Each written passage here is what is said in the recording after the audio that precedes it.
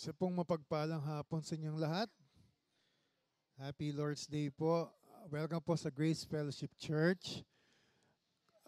Kung kayo po ay bumibisita sa unang pagkakataon, welcome po at salamat sa inyong pagdalo. At nagagalak po kami na nakasama po namin kayo ngayong hapon. Kung meron po kayong kailangan, mangyari po, lapitan nyo lang po yung mga ushers namin sa likod. At kung gusto niyo pong malaman pa tungkol sa aming church, meron po tayong table sa likod din po.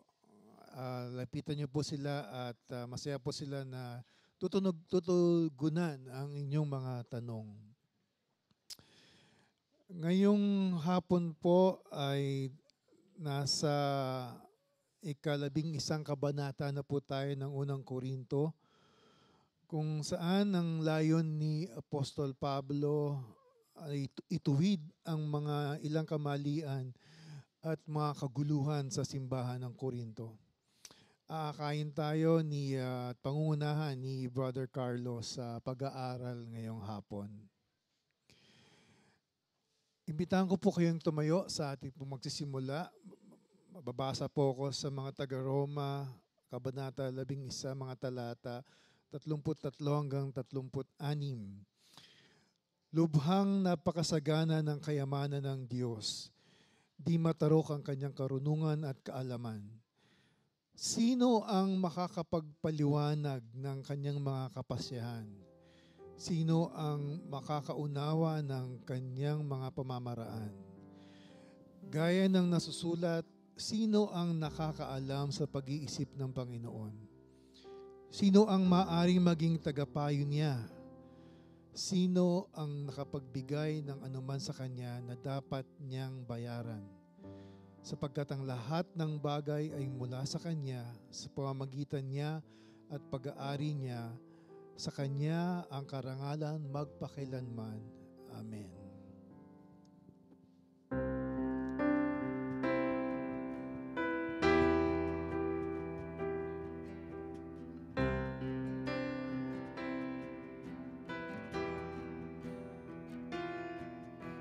Sinong sa dagat ay may tangan, o sa buhangin ay bumilang,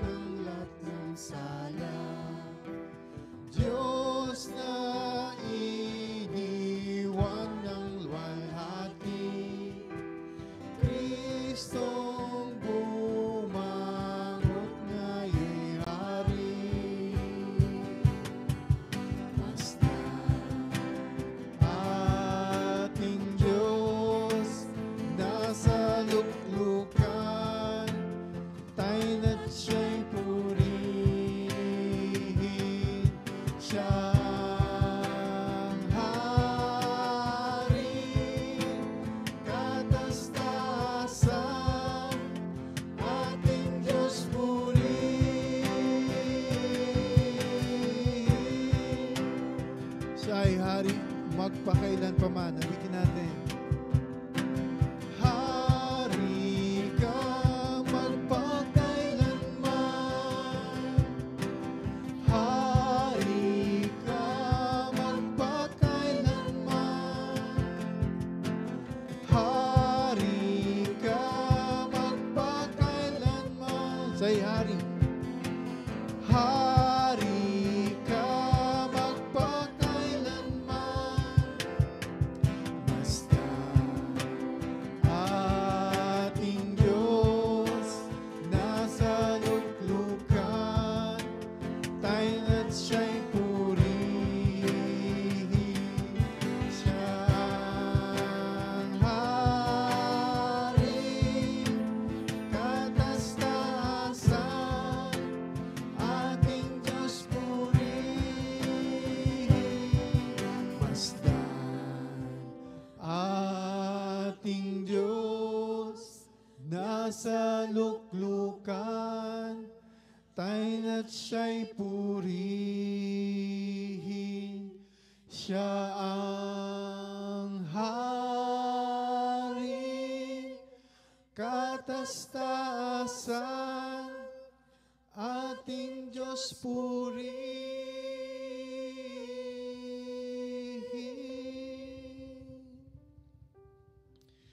Sa ating susunod na himno, pinag-iisipan natin ang mabuting pangalaga na ibinibigay ng ating mabuting pastol. Kahit na kinikilala natin na tayo ay madalas na likot at makasalanan, at malinaw na hindi karapat-dapat sa kanyang kabutihan, ay pinag-iingatan tayo ng Diyos na mga sumisimbolo sa kanyang mapagmahal at pangalaga. Tunay ang kanyang kabutihan ay hindi nagkukulang kailanman. Hango mula sa Salmo awit 23, The King of Love, my shepherd is, ating pong awitin.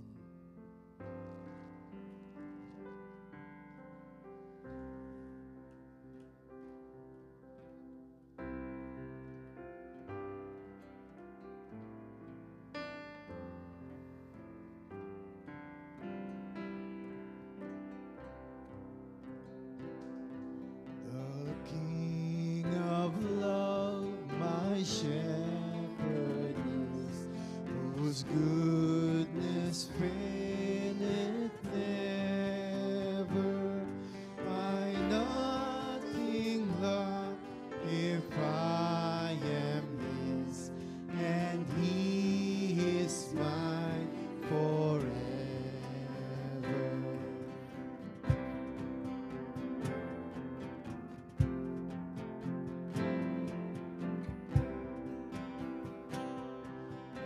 Streams of living water flow, my ransomed soul He leadeth, and where the verdant pastures grow, with food celestial feedeth.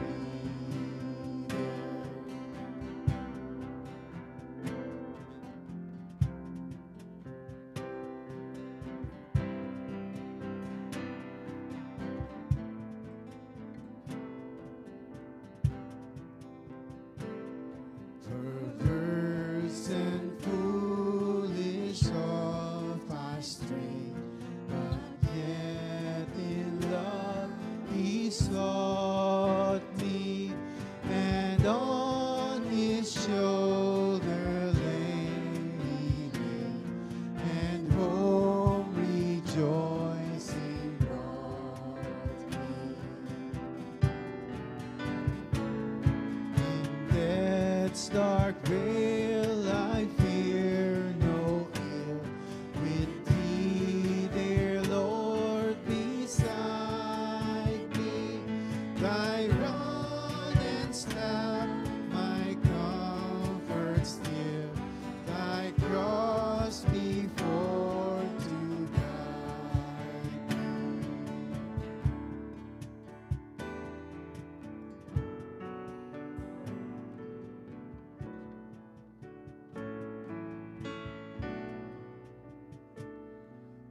So through all the length of days, thy goodness faileth never. Good Shepherd, may I sing thy praise within thy house forever.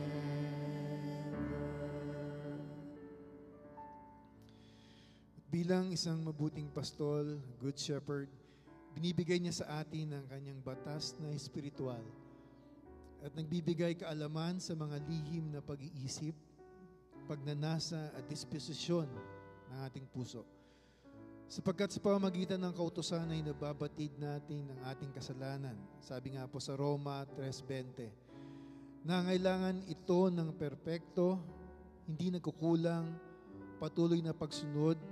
Kaya dapat tayong manalangin na ituro sa atin ng Panginoon ang kanyang daan sa katotohanan.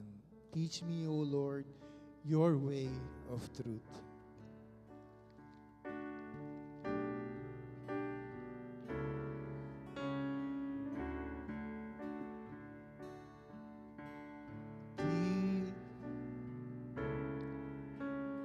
Teach me, O Lord, your way of truth, and from it I will not depart, that I may steadfastly obey.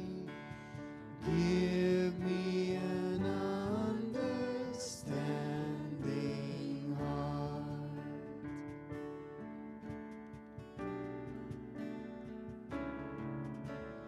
In your commandments make me walk, for in your law my joy shall be. Give me a heart that loves your will, from discontentment and be free.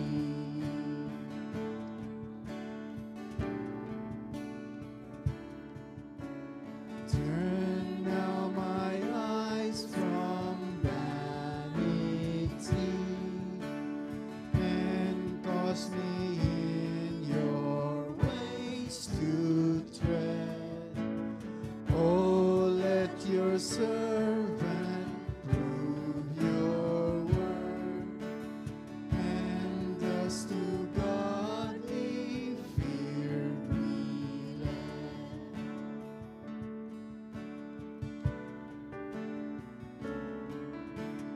Lord, turn away reproach and fear. Your righteous judgment I confess. To know your precepts I desire.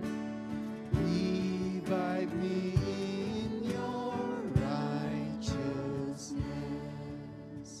Amen. Manatili po tayong nakatayo para po sa pagbasa mula sa banal na kasulatan.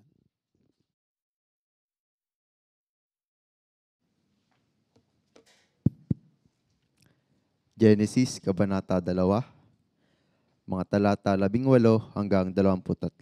At ang nababasa, pagkatapos, sinabi ng Panginoong Diyos, hindi mabuting mabuhay ang tao ng nag-iisa lang. Kaya igagawa ko siya ng kasama na tutulong sa kanya at nararapat sa kanya. Nilikha ng Panginoong Diyos mula sa lupa ang lahat ng uri ng hayop na nakatira sa lupa, pati ang lahat ng uri ng hayop na lumilipad. Pagkatapos, dinala niya ang mga ito sa tao para tingnan kung ano ang ipapangalan nito sa kanila at kung ano ang itatawag ng tao sa kanila. Iyon ang magiging pangalan nila. Kaya pinangalanan ng tao ang mga hayop na nakatira sa lupa, pati ang mga hayop na lumilipad. Pero para kay Adan, wala kahit isa sa kanila ang nararapat na maging kasama niya, na makakatulong sa kanya. Kaya pinatulog ng Panginoon Diyos ang tao ng mahimbing. At habang natutulog siya, kinuha ng Panginoon Diyos ang isa sa mga tadyang ng lalaki at pinaghilom ang pinagkuhanan nito. Ang tadyang na kinuha ng Panginoong Diyos sa lalaki ay nilikha niyang babae at dinala niya sa lalaki. Sinabi ng lalaki, narito na ang isang tulad ko, buto na kinuha sa aking mga buto at laman na kinuha sa aking laman. Tatawagin siyang babae dahil kinuha siya mula sa lalaki. Genesis Kabanata 2, mga talata 18 hanggang 23. Mari na po tayo mapo para sa panalangin.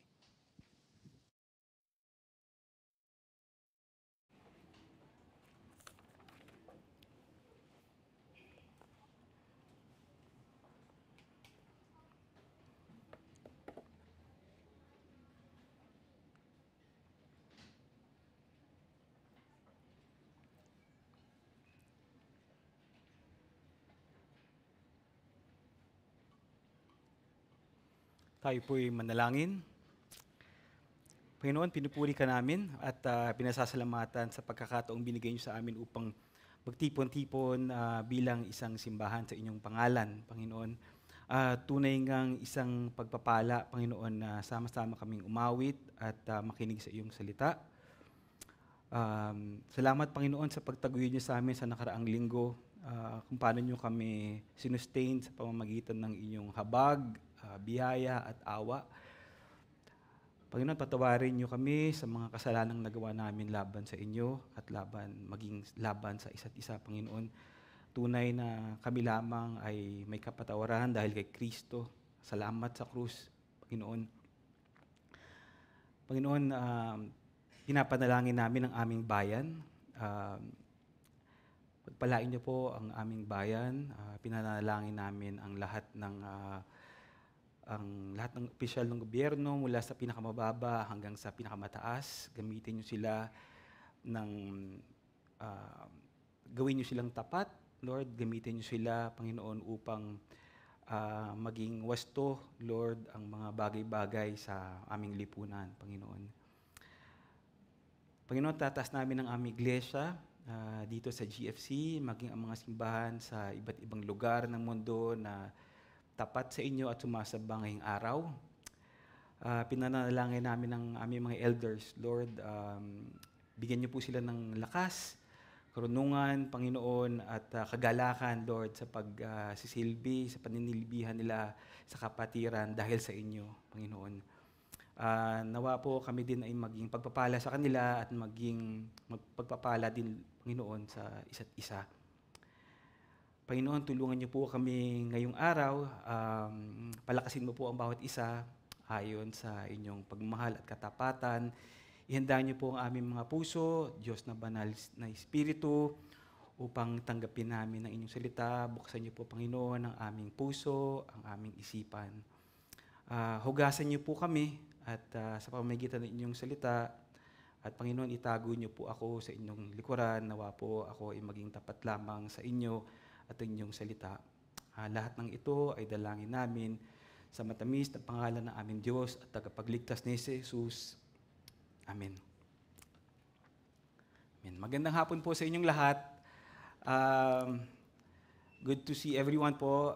Bago yata po tayo magsimula, may kahapon po, may baptism na nangyari po kahapon sa South Bay. And I think meron yata silang prepare na some of the pictures po, May 8 po tayo na kapatiran na who wanted to identify themselves with Christ, At yan po yung nangyari po kahapon sa South Bay. And we just wanted to show you the pictures po, Purihin ng Panginoon para sa 8 kapatid po natin na mga ito.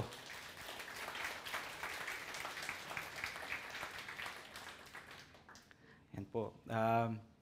Magpapatuloy po tayo sa ating pag-aaral mula sa unang Korinto at tutungo po tayo ngayong hapon sa Kabanata 11, talata 2 hanggang 16. Sana po ay kumain kayo ng marami at sana po ay nakapagkape kayo kasi po masyadong mahaba po yung passage natin. Kanina umaga po, 2 oras po sila sa English. Hindi pa, joke lang po yun. Sa time po, hindi naman tayo abutin ng ganun, pero mahaba po talaga, Nagkakasundo po ang maraming scholars po na ito daw ang isa sa pinakamahirap na passages, hindi lamang po dito sa liham ni Pablo sa mga taga-Korinto, kundi po sa buong New Testament po mismo. Ito po yung patungkol po sa pagtatakip ng ulo kapag sumasamba. Na may isang tanong na dapat nating sagutin sa dulo. Takip or not takip? Pag-aaralan po natin ng isang passage na gustong laktawan ng mga nakararaming mga teachers and pastors. At para naman po sa mga nagpasyang harapin at pag-aralan itong passage, meron pong pagkakaiba ng opinion sa ibang mga bagay po. Kabilang na po dyan ng ilan sa mga ating paboritong mga theologians. At sa pag-aaral po natin ngayong hapon, hindi po ako magpapanggap at mangangako na mariresolve po natin, na mariresolve natin ang lahat-lahat ng mga tanong patungkol po sa passage. For example po, ano po ba yung takip o yung covering sa ulo, no? Na nandito po sa passage. Ito po ba ay buhok? Ito po ba ay veil? Ito po ba ay shawl? Isa pa pong tanong na kung bakit po isinama ni Pablo ang mga angels, ang mga anghel sa usapan, ano? Gusto ko nga tanongin si Apostol Pablo, bakit Pablo may buhok ba ang mga anghel? Sa pagkaalam po natin, wala naman po, ano? Pero kasama po yan sa passage natin ngayon. Ilan lamang po ito sa mga bagay na mga ating susubuking masagot, ma-resolve ba ngayon as best as we can, na as faithful and as biblical as possible, sa tulong siyempre po ng Diyos na banal na Espiritu. Again po, mahaba po ang ating passage at nais ko pong hilingin sana po sa inyong lahat na buksan niyo po ang inyong mga Biblia o kung meron po nasa cellphone po yung Bibles niyo, no? Dahil marami po tayong tatalakayin, pupuntahan at babalik-balikan ng mga talata ngayong hapon. Maaari ko po bang anyahan ang lahat na tumayo, yung mga kaya pong tumayo sa ating pagbasa mula sa salita ng Diyos. Unang Korinto, Kabanata 11, talata 2 hanggang 16. Pinupuri ko kayo dahil lagi ninyo akong inaalala at sinusunod ninyo ang mga itinuro ko sa inyo. Ngayon, gusto kong malaman ninyo na si Kristo ang ulo ng bawat lalaki at ang lalaki ang siya namang ulo ng babae at ang Diyos naman ang ulo ni Kristo.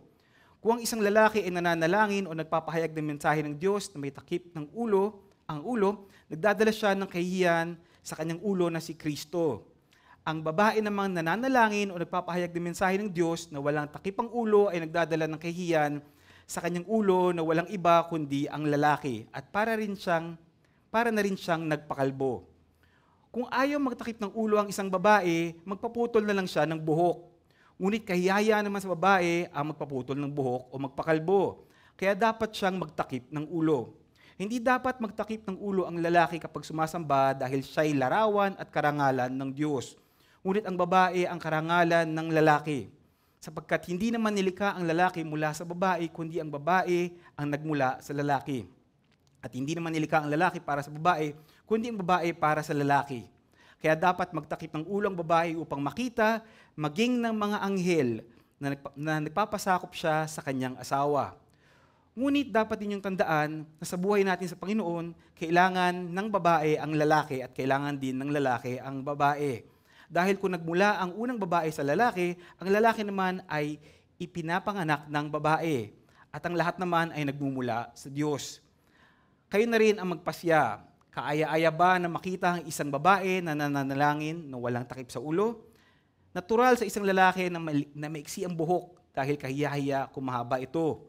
Ngunit karangalan ng babae ang pagkakaroon ng mahabang buhok, sapagkat ipinagkaloob siya ng Diyos ang buhok bilang pantakip sa kanyang ulo.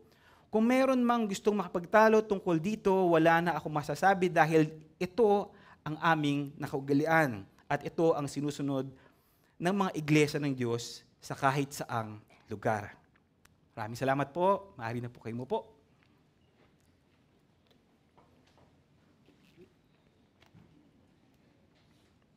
Mahaba po, Nakaka-relate po ako dito sa passage, pagdating po sa usapin ng buhok. Puro buhok po yung binasa natin, Nung ako po ay bata pa, matagal-tagal na rin po, teenage years, may panahon po na pinahaba ko ang aking buhok. Mahaba po ang aking buhok noon, naka-gel, naka-bandana. Usong-uso po ito noong mga late 80s, kung naalala niyo po. Although siguro po yung mga tao mula sa 1970s dito ngayon ay aalma at sasabihin na sila yung OG. Sila po yung mga tunay na mahaba ang buhok. Kristiyano na po ako noon, believer na po ako, pero tingin ko lang po talaga na parang cool po yung mahaba yung buhok, lalong-lalo na kapag may hawak kang drumsticks, di ba po? O kaya nilalagay mo, sinusukbit mo sa bulsa mo, kahit po hindi ka naman marunong mag-drums, para for effect lang po. Tinigil ko po yung pagsusuot ng mahabang buhok after mga 2-3 years po, kung hindi ako nagkakamali. Tinigil ko po ito, hindi po dahil sa ROTC, no? Kundi dahil napansin ko po na kapag ako po ay pumapasok sa grocery o kaya sa mga department stores, lagi po akong sinusundan ng mga gwardya. So sabi ko, tama na po ito, no? Ngayon po, kahit gustuin ko pa magpahaba ng buhok, ayaw na po ng buhok ko. No? Ayaw na po. Pansin ko rin po at ramdam ko na po talaga, na mas nagiging Calvinist na po ako. Sumasama na po ako sa mga kapatiran natin dito. May mga ilan po nakakakuha nun. Hindi ko na po kayo titignan. Ang tanong po dito ngayon, sa atin ngayon, ay patungkol po ba sa buhok? Ang passage na to, yung long hair, short hair, no hair, po? Ang sagot po ay yes and no. Yes, makikita natin na ito ay isang issue sa simbahan ng Korinto, but no, hindi po, dahil ang passage na ito ay hindi lamang tungkol sa buhok o kakulangan ng buhok o pagkawala ng buhok, ngunit sa halip ay ito ay isang issue na mahalaga dahil po ang mahalaga po dito sa issue to ay kung bakit tayo magtatakip ng buhok o hindi magtatakip ng buhok. Dahil po mahabang ating passage, sasabihin ko na po sa simula pa lang po, na ang main point po ng ating entire passage po ngayong hapon, dito po sa unang Korinto kabanata, isang kabanata po, ang main point po nito ay ang pagpapasakop or submission. Submission to the God-given order, kumbaga sa military chain of command, po. At may order po ito, may pagkakasaayos po, Una po, ang Diyos Ama, Diyos Anak, lalaki, tapos babae. Yan po yung order, God the Father, God the Son, the man, or the husband po, or the woman, or the wife. Doon po sa ating binasa kanina, yung covering po or veil yung belo sa ulo ay ng isang babae po ay ginagamit bilang isang pagsasalarawan ng kaayusan, pagkaulo or headship at authority ng Diyos po. Ang key verse po sa ating buong passage po, 16 verse 2 to 16 po yan, ay ito. Matatagpuan po sa verse 3. Ngayon, gusto kong malaman ninyo na si Kristo ang ulo ng bawat lalaki at ang lalaki ang siya namang ulo ng babae at ang Diyos naman ang ulo ni Kristo. Yan po ang key verse. Ang mga implikasyon at aplikasyon po ng talatang ito po ay matatagpuan sa natitirang bahagi ng sipi ng ating passage po mula sa verse 4 and 16. Kapitan lang po natin yung main verse na yan, magiging less problematic po yung 14 to 16. Ito po, dahil po mahirap ang ating tatalakay nga po na passage, I just want to make sure lang po na klaro po sa atin itong verse na ito. Kasi po, maubos lang po ating buhok, sa kakahanap po kung anong ibig sabihin ito, hindi po sa ating klaro itong verse 3 na ito. Tatlong tanong sa ating sarili, sa ating pagsisimula, na ating sasagutin habang tayo ng kapatuloy. Una, ano ang panakip sa ulo dito sa passage? Ano po yung takip? Kaya po. Ikalawa, ito po ba ay cultural? Pang doon lang po ba yon? Ikatlo, ito po ba ay isang utos na naangkop pa rin sa ating mga mananampalataya ngayon? Ito po ang ating outline. Mahalaga po ito para hindi po tayo pumunta sa iba't ibang lugar po ngayon. Una, ang kaayusan sa paglikha, or the order in creation. Ikalawa, ang implikasyon sa Korinto, implication at Corinth po. Ikatlo, ang tugon ng mga mananampalataya ngayon, the response of believers today. For context po, dediretso po tayo sa ating unang talata sa verse 2. na siyang magbibigay po ng background po, ng context sa ating passage ngayong hapon na ito. Verse 2 po, pinupuri ko kayo dahil lagi ninyo akong inaalala at sinusunod ninyo ang mga tinuro ko sa inyo. Sinimula ni Pablo ang bahagi ng liham dito ng may papuri o commendation sa kanilang katapatan sa pagsunod sa mga turo ni Pablo. Sa ibang versions po, kung meron po kayo sa Bibles po, sa halip na turo po ang nakalagay dyan, kung mahal po kay English, actually nakalagay dyan tradition. Di ba po? Yan po yung nakasulat sa version ng ibang mga Bibles. Po. Ngayon po, baka iniisip niyo po, bakit may salitang tradition dito sa passage ito, sa Bible? Bakit may tradition? Ang paggamit po ng salitang tradisyon dito sa unang Korinto ay hindi tumutukoy sa mga kaugalian o mga ideya na gawa-gawa ng tao na salungat sa salita ng Diyos. Sa ibang bahagi din po ng Bagong Tipan ay may ganong din po ang pagkakagamit ng salitang tradisyon. Ang salita pong tradisyon dito ay isang kasing kahulugan, o sa English po, synonym, kasing kahulugan, na tumutukoy po mismo sa salita ng Diyos at hindi po sabi-sabi ng mga tao. Tumutukoy po sa salita ng Diyos na ipinasa ng mga apostol. Kaparehas din po ito ng nakasulat sa ikalawang Tesalonica 2:15. Kaya nga mga kapatid, kayo'y manindigang matibay at inyong panghawakan ang mga tradisyon na sa inyo'y itinuro namin maging sa pamamagitan ng salita o ng sulat mula sa amin. 2 Thessalonians 2:15. Gaya ng yan din po, parehas din po yan nung gaya na andito po sa verse 2 natin sa 1 Corinthians 11. Yung tradition po dito ay tumutukoy sa salita ng Diyos na itinuro nila Pablo at ng mga apostol. Ngayon, ano naman po yung mga inaalala at sinusunod ng mga taga-Korinto na ikinagagalak ni Pablo? Di po, sabi po dyan, pinupuri ko kayo. Di po, dahil inaalala nyo at sinusunod ninyo ang itinuro ko sa inyo. Ano po ito? Ano po itong mga ito? It goes back po, bumabalik po yan sa chapter 7 po actually. Kaya po sabi sa inyo, kung hawak niyo po yung Biblia, pwede po kayong pumunta po sa chapter 7. Doon po makikita natin mga taga-Korinto ay nagtatanong kay Pablo patungkol sa mga pangangaral o doktrina sa kanilang pang-araw-araw na buhay. Makikita niyo po dyan tungkol po sa pag-aasawa, tungkol po yung mga, paano naman po yung mga walang asawa, mga byuda, andyan po yan sa chapter 7. Tapos sa chapter 8 po, tumatawid po yan, patungkol naman po sa mga pagkaing, inialay sa mga Diyos-Diyosan. Di ba, tinakal po natin dyan din po recently.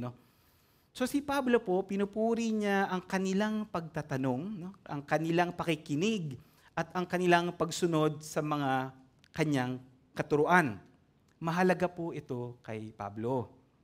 Kung maalala niyo po, si Pablo ay nagsumikap ng husto para sa iglesia sa Korinto. Dito po niya nakilala, kung naalala niyo po ang inyong sa Acts po, dito po niya nakilala mag-asawang Aquila and Priscilla. Naalala niyo po? Na naging katulong niya sa ministeryo sa Korinto sa loob po ng 1.5 taon. 1.5 years po na nagsikap si Pablo na ituro ang salita ng Diyos sa mga taga-Korinto. Makikita niyo po yan sa sa inyong mga Biblia, sa mga gawa, sa Acts chapter 18. Pwede niyo pumuntahan after po, just as a review po. So makikita po natin dito po na nagsusumikap si Pablo na yung kanilang mga narinig, mga taga-Korinto, mga kanilang narinig ay lagi nilang tatandaan at kanila itong isa sa buhay. Diba po, yung right doctrine, right living. Diba po? Correct doctrine, correct living. Kasi po, si Pablo po, tila dito po pagdating sa passage natin sa chapter 11 po, ay tila ay may pag-aagam-agam po siya o pag-aalala na kung yung tamang katuruan na kanilang napakinggan o pinakikinggan, ito ba ay nagre-resulta sa tamang pamumuhay? Kasi po tama po yung naririnig nila, pero ang output po ba, tama po ba pag sinasabuhay nila? Kasi po parang may hindi nagtutugma. At yan po ang dahilan kung bakit may ganitong paksa sa pagtatakip sa ulo dito sa 1 Corinthians 11. May nangyayari po sa Korinto. Tila po, yung pattern ng mundo when it comes to yung roles po ng lalaki at babae, ay naiimpluwensyahan na po ng kanilang kultura. May issue po, may debate sa simbahan. Apparently, ano po. Kung akala nyo nga po na yung kaisipan at prinsipyo ng feminism, ay strictly po ay pangmodernong ideya, actually nagkakamali po tayo. Nandito na po sa Korinto. Punta na po tayo sa ating unang bahagi, ang kaayusan sa paglikha, order in creation. Sa lahat po ng ating pag-aaralan, ito po ang pinakamahalaga.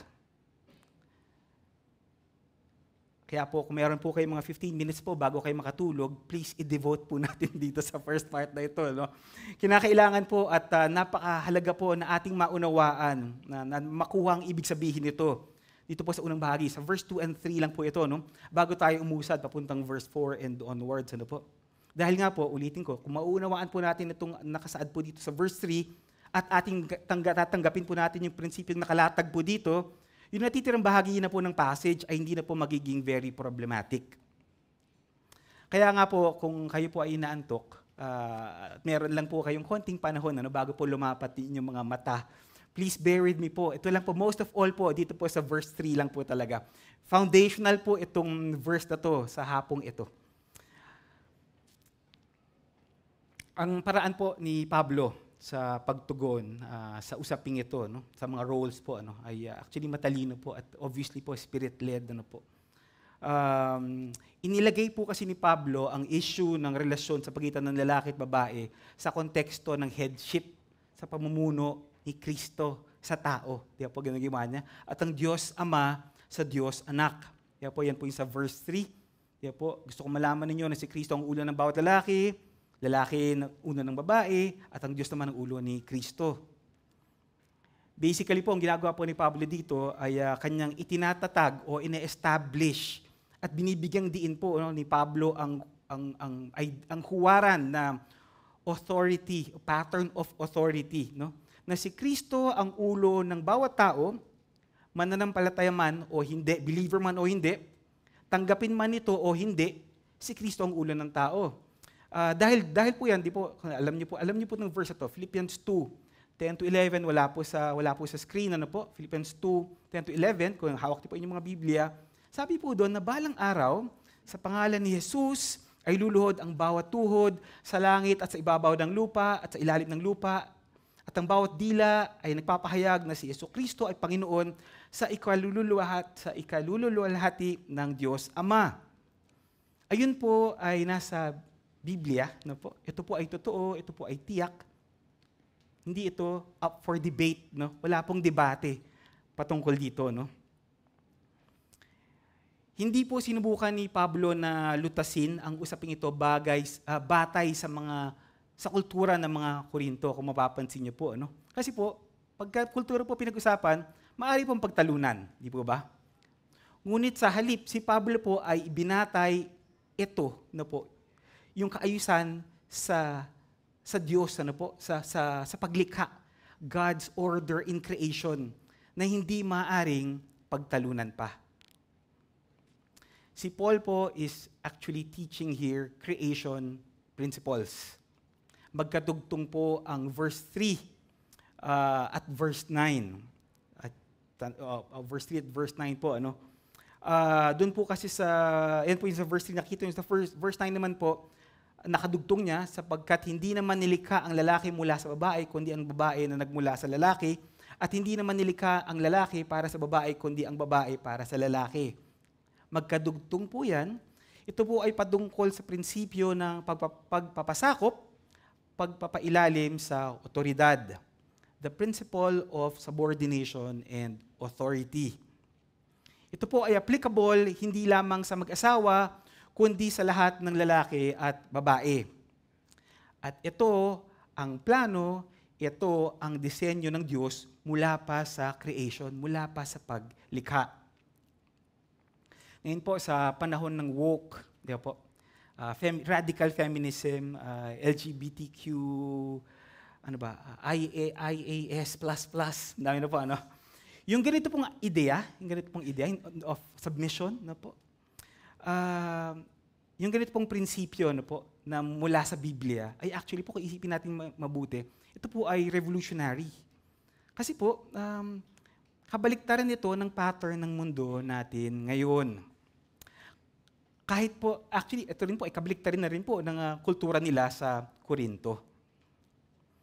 Kung isipin po natin, radical po ang ating passage na tinatalakay. Di po ba? Kahit siguro po, minabasa niyo lang po kanina, no, parang matindi itong passage, ano po, radical po. Pero isipin po natin na dapat lamang na magpasalamat tayo sa ating Diyos, na may kalayaan tayong basahin, ano po, ang ganitong mga talata ngayong hapon, ano po. At makapagtipon-tipon bawat linggo po, ano, at manindigan at mabuhay ayon sa salita ng Diyos. Minsan po marahil ay nakakalimutan po natin na yung mga ginagawa natin kapag Lord's Day, ano po, na nakakalimutan natin, yung ginagawa natin actually nagre-resulta ito sa kamatayan sa mga ibang mananampalataya sa ibang lugar, ano po. I pray po that we will never take it for granted, ano po, na hindi po natin makalimutan po, at lagi po itong ipagpasalamat sa ating Diyos. Siguro po iniisip niyo po, ilang minutes po ba tayo? 20? 30 minutes po ba tayo? Iniisip niyo po, andito pa lang tayo sa verse 3. Hanggang verse 16 tayo, Again, ulitin ko po, ang dahilan po kung bakit tayo nagsusumikap ng lubos dito po sa verse 2 and 3, lalo po sa verse 3, ay sa dahilan po na ito po ang magbibigay sa atin ng tamang pag-unawa papunta sa verse 4 onwards. So please bear with me some more. Pagtsagaan niyo lang po ako ng konti pa. Huwag po kayong bibitaw, huwag po kayong masyadong pipikit. Papunta na po tayo sa isang napakahalagang punto. Key point. Ang prinsipyo ng pagpapasakop, kaayusan at otoridad sa pagitan ng lalaki at babae ay mula sa creation o paglikha sa Genesis 2 at hindi po ito nagmula noong fall o pagkahulog sa kasalanan ni Adan at Eva.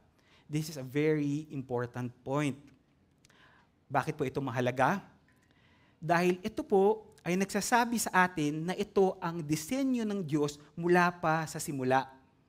Ibig sabihin po nito, this is God's design from the very beginning. Ang feminist movement po, kasama na po dyan ang ilang mga feminists po na naka-impluwensya na rin po sa mga simbahan po. Nandito rin po sa sambahan po, meron din po. Ginagamit po kasi ng mga feminists po ang talata po sa Galatians 3:28. Familiar po ba kayo? Nandiyan naman din po yata po. Yan po. Yan po ginagamit nila as their anchor verse. Proof text po yan para sa kanila. Para sabihin po na pantay-pantay ang lahat-lahat sa pagitan ng lalaki at babae. Yan po, nakasaad po dyan sa Galatia 3, talata 28. Walang pagkakaiba sa Hudyo at sa Griego, walang alipin o malayaman, walang lalaki o babae sapagkat iisa kayong lahat kay Kristo Jesus.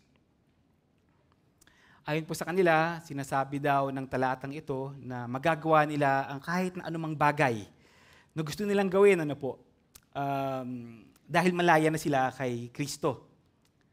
Ngunit po, sinasabi ni Pablo sa kanila dito sa unang Korinto, sa passage na binasa natin, na hindi nila magagawa ang anumang bagay na gusto nila dahil sa divine order of authority sa paglikha. Balik po ako ng balik sa creation, po? Kasi po, sa creation po, may specific na order o may specific na kaayusan at disenyo ang Diyos. At kung susuriin po natin, tungkol saan ba ang Galatians 3:28? Na very familiar po sa ating lahat. Napakagandang talata po. Tignan niyo po sa inyong mga Biblia, ang Galatians 3:28, kung titignan niyo po, ito pong Galatians 3:28 ay hindi po patungkol sa authority and submission. Yan po. Hindi po yan patungkol sa mga tungkulin at relasyon ng lalaki at babae. Saan po ba tungkol ang Galatians 3:28? Salvation.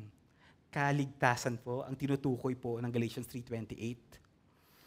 Kaya nga po, napakahalagang lagi po na malaman natin ang konteksto at ang mga nakapaligid na talata, kung may binabasa po tayo, para malaman po natin kung ano po ang sinasabi po ng actual na passage o ng talata po na iyon.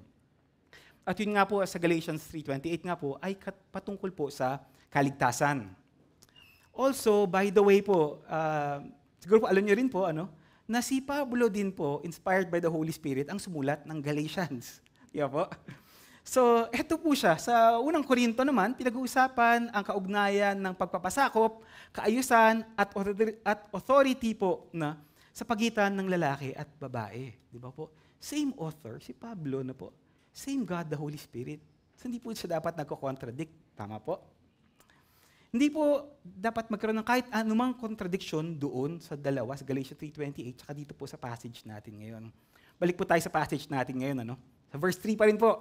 Konti na lang po. Tutungo na po tayo sa ikalawang bahagi. Diba dito po, verse 3, ano po? Di ko na po babasahin ulit, ano? Nakikita niyo naman po, at ilang beses na po natin binasa, ano? Dito po kasi, ang usapin dito po ay patungkol sa relasyon ng pagitan ng lalaki at babae na nilalagay nga po sa konteksto ng headship o pamumuno ni Kristo, no? Sa lalaki at ng Ama, Diyos Ama, sa Diyos Anak. Tanong niyo po siguro sa puntong ito, no? God the Father over God the Son? Hindi ba problematic yon? No? Hindi ba heretic na yon? Hindi ba problematic yung pahayag na yon? Hindi ba't sa buong banal na kasulatan, sa buong Bible po, ano, ang Trinity o Trinidad ay 3 in 1, di ba po? Diyos Ama, Diyos Anak, Diyos Espiritu Santo. At sila, alam natin to, sila ay co-equal, co-eternal, one in essence, ngunit may iba't ibang tungkulin sa loob ng Godhead, sa loob ng kanilang pagiging Diyos. Pero bakit sinasabi sa atin dito ni Pablo na ang Diyos Ama ay ulo ni Kristo? Diba ba sa passage? Ang Diyos Ama ay ulo ni Kristo habang si Kristo ay narito sa lupa bilang tao upang mamatay sa krus para sa ating mga kasalanan. Si Kristo ay nagpasakop sa kalooban ng kanyang Ama kahit hanggang sa kamatayan, ayon sa Philippians 2:8. Andyan dyan po sa screen, ano po. At sa pagiging tao niya, ni Kristo po, nagpakumbaba siya at naging masunurin sa Diyos hanggang sa kamatayan, maging sa kamatayan sa krus. Isinailalim ni Jesus ang kanyang sarili sa otoridad ng Ama dito sa lupa, no? Upang ialay ang kanyang buhay sa krus para sa atin. Yan po yung context po nun, ano po. Ngunit alam natin, di po ba, malinaw sa atin, sinasabi sa Biblia na sila, Diyos Ama, Diyos Anak, Diyos Espiritu Santo, ay pantay. At maging sa ating passage, ito'y nangangahulugan din na ang Diyos Anak ay hindi mas mababa sa Diyos Ama. Mahalagang punto po. Si Kristo po ay hindi second-class person sa Godhead. Na po. Hindi po siya inferior sa Diyos Ama. In the same way, in the same manner, gayon din po ang mga babae pagdating sa lalaki, sa pamumuno ng lalaki, sa simbahan, sa tahanan. Hindi kailanman at sa anumang paraan, hindi ang kababaihan pangalawang uri ng tao kumpara sa lalaki. Ang mga babae ay hindi inferior o hindi mas mababa sa mga lalaki sa anumang antas. Except siguro sa boxing, sa Olympics, po. Ngunit ang kanilang pagpapasakop pagpapasakop o submission, mahalaga pong itong punto na to. Yung kanilang pagpapasakop, kanilang submission ay isang indikasyon ng kanilang pagnanais na kilalanin na ang Diyos ay isang makapangyarihang Diyos, sovereign sa lahat ng bagay. Pagkilala po yun sa disenyo ng Diyos. Ang pagpapasakop ng isang babae ay isang malalim at matinding pahayag sa lahat ng nanonood, no? Sa mundo, kabilang na ang mga anghel sa verse 10, dadaan natin mamaya, na naniniwala siya, ang babae, naniniwala siya na ang Diyos ay hindi nagkakamali, na ang Diyos ay perpekto sa lahat ng kanyang mga paraan, kabilang ang kanyang disenyo sa paglikha. May kaayusan, may pagkakasunod-sunod, po. God the Father is the head of God the Son, and Christ is the head of all men. Si Kristo ang ulo ng lahat ng tao. No? Sa tahanan, si Kristo ang ulo ng lahat ng asawang lalaki. Sa simbahan, si Kristo ang ulo ng lahat ng ating mga elders. Sa parehong paraan, ang asawang lalaki ay ang ulo ng asawang babae. At muli, ito ay nagsisimula sa paglikha. Bumabalik po ako lagi po doon. Dahil doon po natin makikita ang disenyo ng Diyos para sa mga lalaki at babae. 8 talata. Tatalon po ako sa 8 talata. Sapagkat hindi naman nilikha ang lalaki mula sa babae, kundi ang babae ang nagmula sa lalaki, at hindi naman nilikha ang lalaki para sa babae, kundi ang babae para sa lalaki. Nilikha ng Diyos ang tao mula sa lupa, pero sa tadyang ng lalaki, ginawa ng Diyos ang isang babae. Di ba, binasa po kanina ni Brother Otep, dun sa ating scripture reading. Ito po ang perfectong disenyo ng Diyos na sumasalamin sa nilalayong kaayusan, no? At relationship structure po dito sa passage. Yung verse 7 po is very interesting. Verse 7 po, hindi dapat magtakip ng ulo ang lalaki kapag sumasamba dahil siya'y larawan at karangalan ng Diyos. Ngunit ang babae ay ang karangalan ng lalaki. Ayon po dyan sa verse 7, ang lalaki ay larawan at karangalan ng Diyos at ang babae ay karangalan ng lalaki.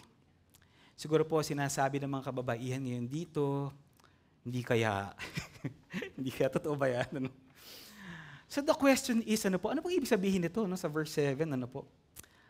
Maintindihan lang po natin itong verse 7 sa konteksto ng verse 8 and 9. So babalik po tayo sa verse 8 and 9. Sapagkat hindi naman nilikha ang lalaki mula sa babae, kundi babae nagmula sa lalaki. Napakalinaw naman po doon. Yun po yung scripture reading nga natin kanina sa Genesis 2:18 to 23. Binasa po kanina. Na I think nandito po ulit, gusto ko pong daanan lang. Ito po, tatalon po ako sa verse 20.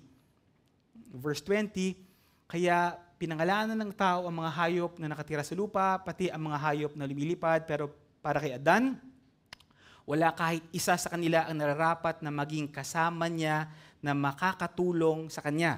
Verse 21 po, kaya pinatulog ng Panginoong Diyos ang tao na mahimbing at habang natutulog siya, kinuha ng Panginoong Diyos ang isa sa mga tadyang ng lalaki at pinaghilom agad ang pinagkuhaan nito. Ang tadyang na kinuha ng Panginoong Diyos sa lalaki ay nilikha niyang babae at dinala niya sa lalaki. Verse 23, sinabi ng lalaki narito na ang isang tulad ko, buto na kinuha sa aking mga buto at laman na kinuha sa aking laman. Tatawagin siyang babae dahil kinuha siya mula sa lalaki. Iyan ang dahilan na iiwan ng lalaki ang kanyang ama't ina at makikipag-isa sa kanyang asawa at silang dalawa ay magiging isa. Kung paghahambingin po natin ang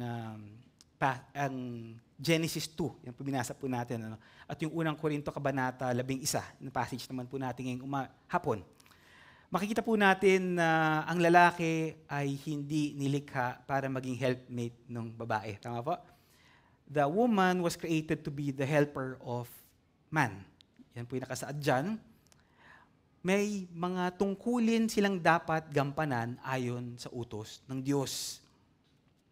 May mga feminists, even biblical feminists sa loob ng simbahan, ang nagsasabi nga po na kaya ganito ang relationship structure ay dahil sin entered in Genesis 3. Because sin entered in Genesis 3. Ngunit, at marahil po ay nakita niyo po agad, base po dun sa binasa natin, bago po nangyari yung fall sa Genesis 3, nangyari na po yung Genesis 2. Ganito po ang sadyang pagkakaayos ng Diyos sa Genesis 2 pa lang. Kaya po ba? Mahalaga pong punto, hihinto po tayo sandali po dito, mahalaga pong punto, ito ay isang prinsipyo, yung ganitong order po, na isinet ng Diyos, Genesis 2 pa lang, bago po yung fall sa Genesis 3. Ito po ay isang prinsipyo ng paglikha. Ito ay disenyo ng Diyos mula pa sa simula. Again, creation principle po ito.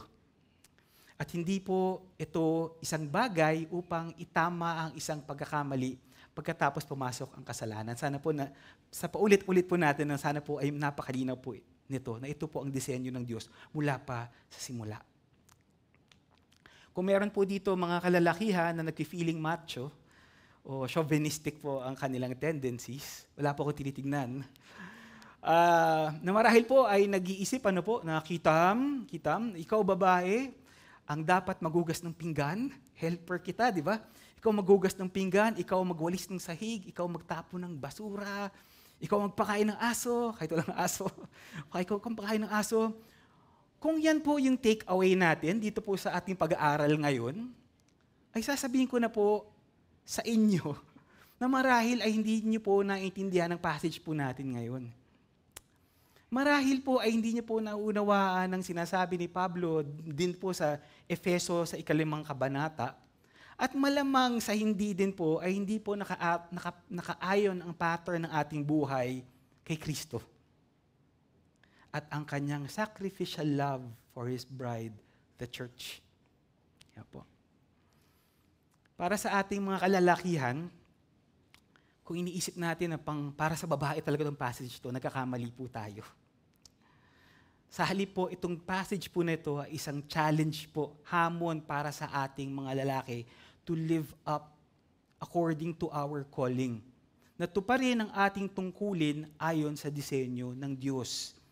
Hindi po tayo absuelto dito po sa isang kabanata dito sa unang Korinto. Tumungo na po tayo sa ating ikalawang bahagi. Sa wakas po, nakalabas na po tayo sa first part. Ang implikasyon sa Korinto. Basahin ko po ulit. Kung ang isang lalaki ay nananalangin o nagpapahayag ng mensahe ng Diyos na may takip sa ang ulo, nagdadala siya ng kahihiyan sa kanyang ulo na si Kristo. Ang babae namang nananalangin o nagpapahayag ng mensahe ng Diyos na walang takip ang ulo ay nagdadala ng kahihiyan sa kanyang ulo na walang iba kundi ang lalaki at para na rin siyang nagpakalbo. Kung ayaw niyang magtakip ng ulo, kung ayaw magtakip ng ulo ang isang babae, magpaputol na lang siya ng buhok.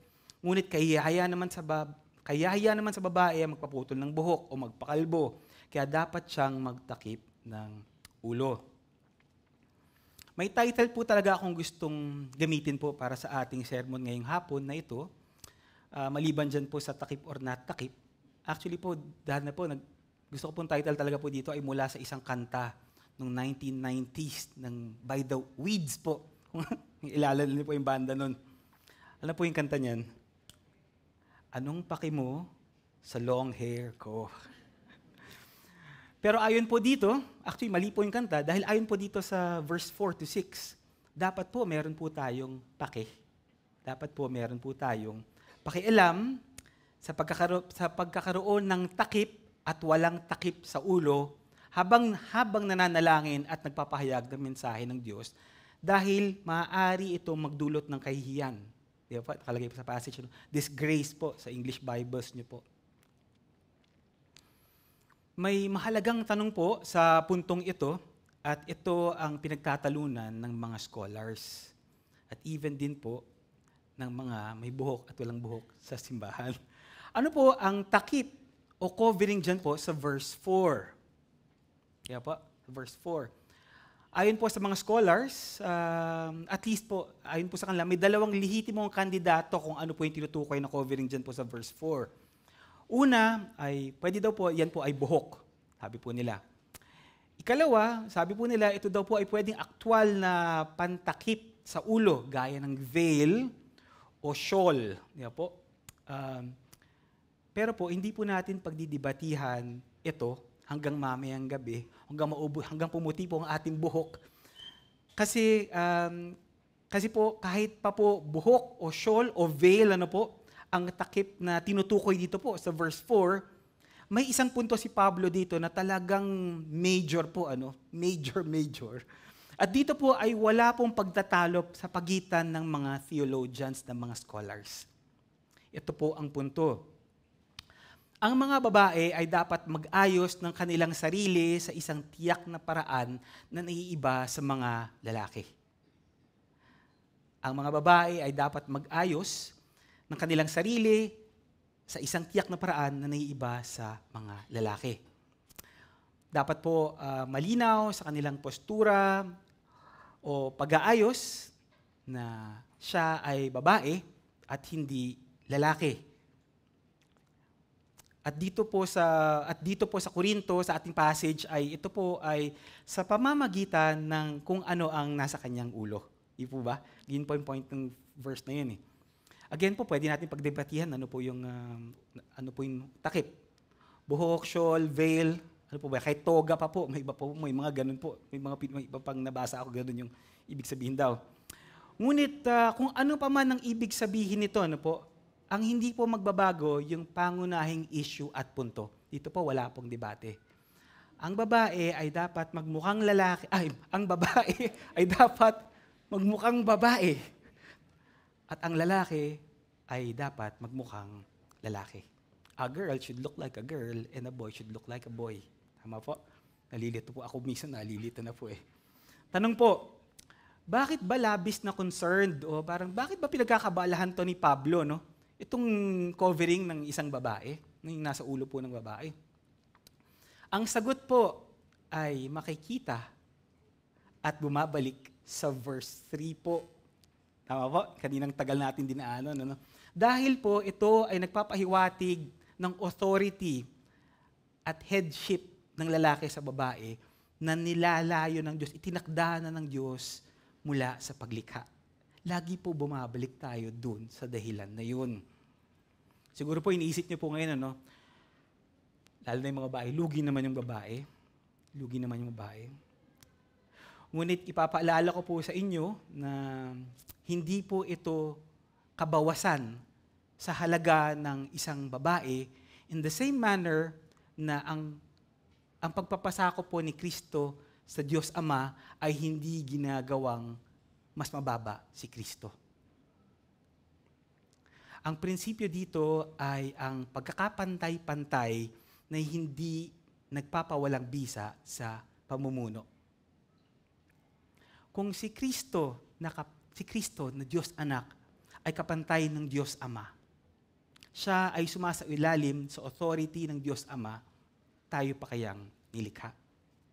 Yan po yung main principle dito. Yun lang po. Mga kalahati na po tayo. 2 hours. Kalahati na po tayo 2 hours. Mahilig po kaming manood ng, alam niyo po itong show na to, Band of Brothers. Isa pong true to life na serye sa HBO po siya eh. Napatungkol sa mga sundalong nakipaglaban sa ikalawang digmaang pandaigdig sa Europa. May isa po kaming paboritong, Band of Brothers po yung title. May isa po kaming paboritong karakter dito. Ang pangalan niya ay si Major Dick Winters, na actually po ay isang mananampalataya. Mennonite ata siya, kung hindi ako nagkakamali. Ito pong si Major Winters, napakahusay na leader ng mga sundalo, ngunit nagpapasailalim siya ng tapat at buong puso sa mga mas nakakataas sa kanya sa ranggo o rank. Sa rank ano po. Kasi nga po, may order at chain of command siyang sinusunod sa military. Ano po. Sinusunod niya ang mga namumuno sa kanya, kahit pa actually po, pag pinanood niyo yung serye, makikita niyo po na mas mahusay po si Major Winters kaysa dun po sa mga mas nakatataas sa kanya. Pero sinusunod niya po sila. Parehas din po sa mga kababaihan. Sa maraming pagkakataon po, ay nakikita naman natin sa maraming bagay na tila mas mahusay si nanay kumpara kay tatay. Tama po ba? Ang mga nanay dito ay tumutungo at ang mga tatay ay walang magawa kundi ngumiti. Sabi naman po ng mga anak, alam na. Hindi po ba na madalas po na mas mahusay ang asawang babae sa maraming aspeto ng buhay? Tama po? Tumutungo naman po yung mga lalaki, nakikita ko po. Tama po ba? Mas matalino, di ba po? Mas may kakayahang magturo sa ating mga anak. Tama po? Amen? At hindi po ba mas makadiyos din? Tama po? Mas kita ang kabanalan at pagmamahal nila sa Diyos. Wala po akong pinaririnig sa kahit isa sa inyo Wala po akong tinitignan ng diretso, dito na lang po ako nakatingin. Kasi po para sa akin din po ang sinasabi ko ngayon. Di ba po? At halos naririnig ko na po ang anak ko nagsasabi ng amen. Naisip niyo po ba kung bakit tayo sinusunod ng ating mga asawa? Naisip niyo po ba kung bakit dapat kilalanin ng mga babae ang pamumuno ng mga lalaki? Dahil po yan ang sinasabi sa Bibliang tangan-tangan nyo ngayon. Yan po ba? O mga Biblia na nasa cellphones ninyo. Ang Biblia na nagsasabi sa ating lahat na yan ang disenyo ng Diyos. May relationship structure po o order na sinusunod sa Genesis. Na dito po sa unang Korinto Kabanata 11 nga po, dito po, sinisimbolo naman po ito ng pagsasuot ng takip sa ulo bilang tanda ng willingness ng isang babae na magpasakop kahit po mas magaling pa siya.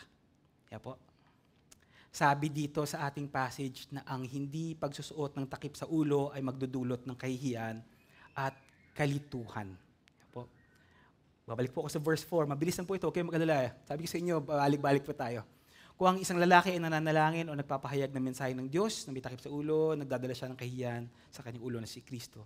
Sa babae, ang babae namang nananalangin o nagpapahayag ng mensahe ng Diyos na walang takip ang ulo, ay nagdadala ng kahihiyan sa kanyang ulo na walang iba kundi ang lalaki at para na rin siyang nagpakalbo.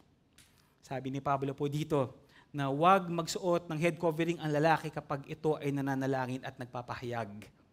Dahil ito ay kahiyahiya o nakakasirang puri. Yan po. Baliktad naman sa babae. Sa babae naman po, huwag manalangin at magpahayag ang babae po, nang walang takip sa ulo. Baliktad po, baliktad po sila dito. Siguro tanong niyo po, bakit po kahihiya? Ano po ang sinasabi ni Pablo rito? Saan po nangyayari yung kahihiyan o kadustaan o disgrace? Ang konteksto po sa iglesia ng Korinto, ang pagtatakip po, doon po sa kanila, ang pagtatakip sa ulo ay magiging katawa-tawa sa isang lalaki at ganap na naangkop naman para sa isang babae. Again, ito po ay dahil sa sumasalamin ito sa banal na kaayusan na itinakda ng Diyos sa iglesia. Sa Korinto, ang pagdarasal o pagpapahayag ng isang lalaki na walang takip sa ulo ay tanda ng kanyang otoridad sa mga kababaihan. Kaya po dapat wala siyang takip. Kasi po, simbolo po ito ng kanyang otoridad sa mga kababaihan. Ang pagtatakip po ng ulo ng isang lalaki, in this case po, kung tatakip po yung ulo ng lalaki, in this case po, veil o shawl. Ayon po sa lahat po ng scholars, ay isang kahihiyan. Dahil nagpapahiwatig po ito ng pagkakabaligtad ng relasyon at tungkulin ng lalaki at babae. Reversal, ang mangyari po, reversal of roles po sa Ingles. Sa kababaihan naman po, sa kultura ng mga taga-Korinto, doon po sa kanilang culture, yung wearing po, yung pagsuot po ng buhok na loose, ano man tawag sa ganyan? Oh, loose. Yung hindi po nakatali, na free swing po, while praying or prophesying, is, yan, parang expression po nila yan ng rebellion o pag-disregard, pag-isang tabi nila sa kaayusan na itinakda ng Diyos. Sabi po ni Pablo dyan, katumbas na rin po yan ng pagpapakalbo. Diba sabi po ni Pablo, Sabi po ng mga scholars at sa mga marami rin pong commentaries, kung gusto niyo pong tignan, na ang pag-aahit ng ulo ng mga kababaihan sa Korinto ay nangangahulugan na ang babae ay nakikibahagi sa prostitution o matinding radikal na feminismo. Kaya po, ang mga kababaihan naman ay inaasahang maglagay ng takip sa iglesia po, sa kanilang ulo habang nagmiministeryo. Simbolo po ng kanilang pagpapasakop sa kaayusan ng Diyos na itinakda pa mula creation. Konting aplikasyon lang po muna yung tungkol sa ganitong kaayusan sa simbahan, sa konteksto ng simbahan. Isipin niyo po, ano po kaya ang inyong mararamdaman kung meron tayong isang kapatid dito, kunyari po si Sister Ernie. Si Sister Ernie po. Si GFC dito po. Lalo niyo po Sister Ernie, ano? Pumasok po siya sa ating pagsasamba po. Pumasok po siya nag-decide po siya, papasok siya isang linggo, isang Lord's Day, na shave ng buhok. Shave ng buhok. Kasi gusto po niyang gayahin si Sinead O'Connor, no? Na isang hayag na non-conformist, no? Talagang radical na feminist. Ano po? Ano po ang mararamdaman ninyo? Nagpaalam po ako kay Sister Ernie, wag po kayo mag-alala. O kaya po, ano pong mararamdaman ninyo kung sino gusto niya? Si Brother Ronnie. Nagpaalam po kay Brother Ronnie. Ano pong mararamdaman niyo kung si Brother Ronnie pupunta po dito sa harap, no? Pamumunuan po tayo sa panalangin at pagkanta. Pero po may suot po siyang shawl. Nabulaklakin po, no? Sabi po ni Pablo, pareho po itong kahiya-hiya. Di ba sa passage natin? Sa kanilang sarili, yung gumagawa nito, at paninirang puri din po ito kay Kristo. Very important point po. Very important point. Ang konteksto po nitong pagtatakip sa ulo ay sa simbahan. Tama po? Simbahan po yung konteksto niyan. Ngunit ang pagpapasailalim kay Kristo ay para sa lahat ng aspeto ng buhay. Tama po? May isa pa pong kailangan na paglilinaw dito. Makikita po natin ito sa verse 5. Siguro po inisip niyo na yan kanina. Praying and prophesying. Tama po? Nakalagay po dyan. O pagpapahayag na ginagawa ng mga kababaihan. Yan po, nakalagay po dyan verse 5. Ano po? Babae namang nananalangin, magpapahayag ng mensahe ng Diyos na walang takip sa ulo. Ang ulo ay nagdadalang kahiyan. Teka, siguro niisip niyo po, praying and prophesying. Number 1. Number 2, para sa kababaihan. No? Pwede ba yun? Isip niyo po ba? May mga punto po ng paglilinaw na kailangan nating gawin. Kaunting definition of terms lang po. Ang pagdarasal ay pakikipag-usap sa Diyos. Tama po? Praying is vertical. Pakikipag-usap sa Diyos. At ang prophesying naman ay pakikipag-usap ng tao tungkol sa Diyos. Kung kanino po vertical sa Diyos, pag prophesying po, paghahayag po, horizontal naman po. Tao sa tao. No? Tao nagtuturo sa kapwa-tao. Ang prophesying dito po sa prophesying po, propesya. Dito po sa unang Korinto, sa salitang Griego po ay nangangahulugang magsalita o magpahayag ng banal na kalooban ng Diyos. Bigyang kahulugan ang mga layunin ng Diyos at ipaalam ang katotohanan ng Diyos. Marami pong tao kasi ang tingin sa gift of prophecy ay ang kakayahang hulaan ang hinaharap. Tama po? Ganun po yung orientation ng karamihan. Totoo po na maaaring minsan ay isang aspeto ito ng propesiya sa Biblia, ngunit mahalagang punto, ang gift of prophecy ay ang pagpapahayag, proclamation, ano po? Forth-telling. No? Parang telling forth-telling. At hindi po ito panghuhula. Ano? Hindi po ito foretelling. Ano po?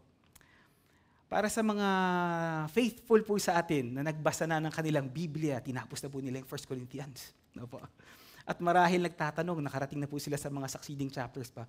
Hindi ba sa chapter 14 ng 1 Corinthians, hindi ba sabi ni Pablo dyan ay women should stay silent in church? Diyan po yan sa chapter 14. Ang pagbanggit dito ng pagdarasal o propesya dito po sa passage natin ng mga babae, ay ginagamit ng iba, actually po, upang patunayan na kinikilala daw ni Pablo ang karapatan nilang magturo at mamuno sa pagsamba sa simbahan. Karapatan daw po ng babae yan upang mamuno at magturo sa simbahan. Ngunit, pansinin niyo po na hindi binanggit ni Pablo dito ang simbahan sa isang formal na panahon o oras ng pagsamba o pagtuturo. Sabi po ni John MacArthur po dito po sa bahaging ito na marahil daw po ay iniisip po ni Pablo dito ay ang pagdarasal o pagtuturo sa isang pampublikong lugar sa halip na pagsamba bilang isang kongregasyon. ito daw po, yung ganito po kasing pananaw at explanation, ito ay akma sa napakalinaw na tagubilin din ni Pablo mismo sa unang Korinto, Kabanata 14, talata 34, 1 Corinthians 14:34. Ang mga babae ay dapat tumahimik sa mga pagtitipon nyo dahil hindi sila pinahihintulutang magsalita. Dapat sila magpasakop sa mga lalaki ayon sa sinasabi ng kautusan. Ganon din po ang sinabi ni Pablo sa kanyang unang liham kay Timoteo, doon po sa 1 Timothy 2:12, wala po dyan sa screen nyo po, pero po pwede po tignan mamaya po. Sabi po ni Pablo doon, hindi ko pinahihintulutan ang mga babae na magturo o mamuno sa mga lalaki. Huling punto na po, patungkol po dito lang sa prophesying and praying ng mga kababaihan. Bagaman ang mga babae ay hindi dapat magturo at mamuno sa pagsamba sa simbahan, sa formal na setting ng simbahan, sila ay maaaring manalangin at magpahayag. Yun po, ibig sabihin ng prophesy po dito at clarify na po natin. Manalangin at magpahayag ng katotohanan sa mga hindi naniniwala, kasama na po yung malalaki hindi naniniwala, gayon din ang pagtuturo sa mga bata at iba pang kababaihan. Makikita po natin yan sa Titus 2, 1 Timothy 5, Acts 21, kung nagno-notes po kayo. Hindi ko na po palalawigin pa ng sobra po ang patungkol po dito, sapagkat yan po itatalakayin naman po natin bilang iglesia, bilang pangunahing paksa, pagdating po natin sa chapter 14, dito po sa unang Korinto. Tatalod na naman po tayo. Meron pong isang talata sa ating passage na katakataka maging sa mga scholars. Siguro sa inyo rin po, nung nabasa natin kanina. Ang mga anghel sa verse 10. Po, because of the angels, sabi po dyan sa English po. Kaya dapat magtakip ng ulo ang babae upang makita maging ng mga anghel na nagpapasakop siya sa kanyang asawa. Diba? Parang Paul, Pablo, bakit may angels dito? Saan mo ito hinugot, di ba? Marahil po, ito po ang simpleng punto ni Pablo. Ang mga anghel na pinakabanal at masunuring nilalang, di ba po? Sa buong creation, di ba po? Na naroroon sila sa panahon ng paglikha ng tao, di ba po? Kung nasa nakita nila ang disenyo ng Diyos para sa mga lalaki at babae, sila ay nakaantabay, sila ay nagbabantay, ayon po yan sa Ephesians 3:9-10, 1 Peter 1:12. Sila po ay nakaantabay, nagbabantay. Sila po ay nagmamasid kung paano tayo mamuhay. Yan po yung punto niyan. Kung ang mga anghel na higit na mas makapangyarihan sa atin ay sumusunod ng lubos, ng tapat sa Diyos, tayo pa kaya? Tumungo na po tayo sa verse 11 and 12. Diyan po, nakasaad po dyan. Ngunit dapat ninyong tandaan na sa buhay natin, sa Panginoon, kailangan ng babae ang lalaki at kailangan din ng lalaki ang babae. Dahil kung nagmula ang unang babae sa lalaki, ang lalaki naman ay pinapanganak ng babae. Ipinapanganak ng babae. At ang lahat naman ay nagmumula sa Diyos. Ang main point po nito, ay actually nadaanan na po natin kanina sa verse 3, na ang kaayusan ng Diyos ay nababatay sa katotohanan na ang lalaki ay unang nilikha, di ba po? At ang babae ay nilikha para sa lalaki. Muli po, ang prioridad ay hindi nagpapahiwatig ng kababaan. Nakailang balik na po tayo dito po. Hindi ko na po kailangan ulit-ulitin sana. Pero klaro naman po sana. Si Pablo po dito sa verse 11 and 12, nagbibigay po siya ng realidad patungkol sa pagtutulungan ng lalaki at babae. Interdependence po ang main point ni Pablo dito. Sinasabi din po ni Pablo na ang lalaki at babae ay spiritually po na iisa sa Panginoon. Dagdag pa niya, ang babae ay maaaring nagmula sa lalaki sa simula, di ba po? Ngunit ngayon, ito ay ang lalaki naman ang pinapanganak ng babae. May equality po this way. Ang main point din po dito, ang lalaki at babae ay nabibilang sa isa't isa at kailangan ang isa't isa. Po. Sabi po ni John Calvin po dito, maganda po yung pagkakasad sa English. Sabi po niya, let them be tied to each other in mutual service.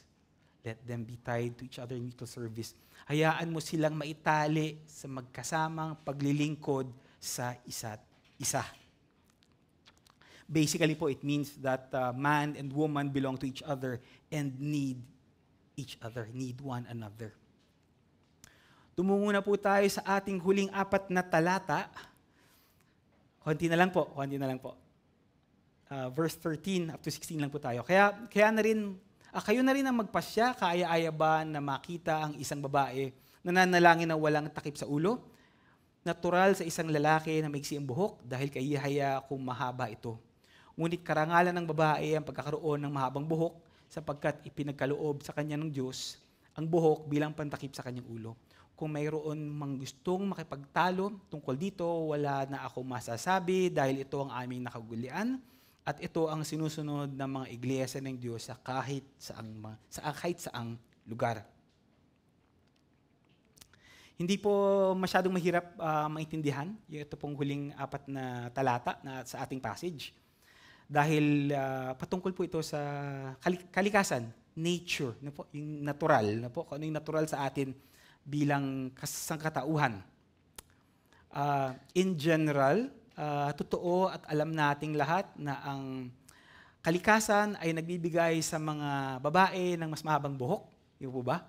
At sa mga lalaki naman na mas maikling buhok, na mas madali rin po maubos, di po ba? Totoo po ito sa mga kultura at kaugalian ng mga Romano, ng Hudyo, ng mga Grego. Totoo po ito in general, di po ba? Yun po yung punto dito. Wala naman pong nakasaad po sa Biblia kung hanggang saan dapat ang bagsak ng buhok, unless po Nazareno ang gusto mo, maging isang Nazareno. Pero wala pong nakasaad kung hanggang saan pong bagsak ng buhok o gaano ito kahaba, no? Ngunit ang mahalagang punto ay ito. So, wala pong hair prescription. Gusto mo pakulot ka. Gusto mo ganito. Ito po ang mahalagang punto po dito. Wala pong dapat na kalituhan pagdating sa kasarian o itsura nito. Tama po? Ang babae, babalikan ko po, ang babae ay dapat magmukhang babae at ang lalaki ay dapat magmukhang lalaki. Maari pong may iba't ibang aplikasyon po yung takip sa ulo, sa haba ng buhok sa iba't ibang kultura. Alam naman po natin ito, no? At palagay ko po ay hindi pa kay ni Pablo na ang lahat ng kababaihan sa bawat kultura ay magsuot ng veil o shawl bilang panakip sa ulo. Kasi po nga po, ang main point po dito ay ang pagpapasakop sa Diyos na hindi nababatay sa anumang bagay o alampay o anumang takip sa ulo. Ang mas mahalagang bagay ay ang pagpapasakop ng puso sa Panginoon at ang pampublikong pagpapakita ng pagsunod sa utos ng Diyos. Tandaan po natin, nanonood ang mundo sa ayaw natin at gusto. Kasama na po, nalaman natin, nanonood din po ang mga anghel. Ang tunay na issue dito ay ito. Ito po ang main issue po . Handa ba tayong sumunod sa sinasabi ng Biblia o susunod po ba tayo kung ano ang sinasabi sa atin ng kultura? Sabi po ng kultura, nakikita niyo naman po siguro, okay na ang lalaking nakapalda. Nakakita na po ba kayo? Nakakita na po ako. Okay na po ang lalaking nakapalda. Walang problema ayon sa kultura. Maging lalaki po na naka-nail polish. Nakakita na po ba kayo ng lalaki naka-nail polish? Okay din po. Okay na din po. Ano? Kaya yun po yung tanong . Saan po ba tayo susunod? Sa salita ng Diyos o sa kultura? Isinusuko po ba natin ang ating sarili sa Diyos? O iginugugol po ba natin ang ating buhay sa paghabol at pagsabay sa kung anong uso na sinasabi ng kultura? May sagot po si Pablo dyan sa verse 16. Sabi po dyan sa verse 16, di ba po? Kung meron mang gustong makapagtalo tungkol dito, wala na akong masasabi dahil ito ang aming nakaugalian at ito ang sinusunod ng mga iglesia sa kahit sa amang lugar. Basically po, sinasabi po ni Pablo dito, hindi po yan up for debate. No? Hindi papayagan ng Diyos at ng mga apostol at simbahan sa iba't ibang lugar. Ano po? Unanimous po yan. Yung pakipag-away at rebellion patungkol po dito sa kaayusan ng Diyos. Tumungo na po tayo sa ating huling bahagi. Meron pa pong huling bahagi? Meron pa po. Pero ito na po ang ito Ito na rin po yung conclusion natin na application. Kasi natapos na po natin yung buong passage. Ano po. Dalawang tanong po. Sasagutin lang po natin ito natin na simula. Ito po ba ay kultural o isang utos na naaangkop pa rin sa ating mga mananampalataya ngayon? Should women wear veils or long hair? Di ba po? May mga ganon, di ba po? Nakikita niyo hanggang dito lahat sila. Dami-dami nila, di ba po? Ang sagot po dyan, dapat po magsuot ng veil or long hair? Hindi po. Hindi po. Maari po na ang prinsipyo ay timeless, walang hanggan, walang limit, ano po, yung principle. Samantalang yung application po sa isang kultura ay nag-iiba. Diba po? Yung principle, timeless po yan. Pero yung application, maari po mag-iba. Madalas pong halimbawa dito, I'm sure na alam niyo na po ito, yung mga missionaries po, mga Christian missionaries sa Africa, di ba po? Isipin niyo po, sasabihin po ba ng mga misyonaryo sa mga lokal doon na mga babae na halos walang suot, di po ba? Halos walang suot po, walang saplot sa kanilang buong katawan na, uy, maglagay kayo ng saplot sa ulo, maglagay kayo ng veil. No? Di ba po? Dapat po ba nilang gawin iyon? Kasi yun po ang turo ni Pablo. Actually, ang sagot po ay hindi po. Hindi po. Sa halip po ay dapat ituro ang prinsipyo ng pamumuno ng Diyos Ama sa Diyos Anak, pamumuno ni Kristo sa lalaki, pamumuno ng lalaki sa babae, sa itsura at tungkulin, no, sa loob ng kanilang partikular na kultura. Ibig sabihin po, go for the principle po, more than the application. Ikalawang tanong po, how do we apply this to our situation today? Ano na po sa atin ito ngayon? Sasagutin po natin ito sa ating, ito na po, totoo na po itong conclusion. Conclusion na po. Allow me to summarize also as we close. Una po, ang pattern ng otoridad o authority at pagpapasakop ay itinakda ng Diyos mula pa sa paglikha. Babalik-balik po ako dyan. Kung inaantok po kayo kanina, pwede pong gumising na po tayo, sinasummarize na po natin dito. No? The pattern of authority and submission was given by God at creation. Again po, ang prinsipyong ito ay galing sa paglikha. Genesis 2. At hindi po ito resulta ng pagpasok ng kasalanan sa Genesis 3. Mahalagang punto po ito.